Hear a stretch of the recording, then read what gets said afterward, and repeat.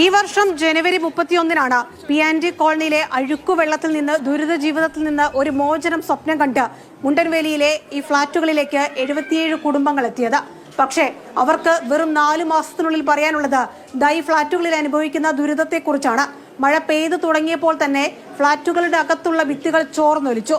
ഈർപ്പം തട്ടാതെ സൂക്ഷിക്കണമെന്ന് കോർപ്പറേഷനും GCDയും എഴുതി ഭിത്തിയിൽ ഒട്ടിച്ച അതേ ഫ്ളാറ്റുകളുടെ അകത്താണ് മഴ പെയ്ത് ഭിത്തികളും ചുമരുകളും ഒക്കെ നനഞ്ഞു കുതിർന്നിരിക്കുന്നത്.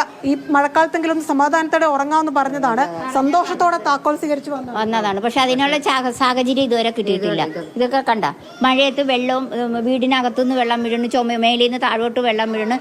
അവിടത്തേനേക്കാളും ദുരിതമാണ്. അവിടെ സത്യം പറഞ്ഞാൽ ഞങ്ങൾക്ക് മഴക്കാലത്ത് മാത്രമേ ഉള്ളൂ പ്രശ്നം.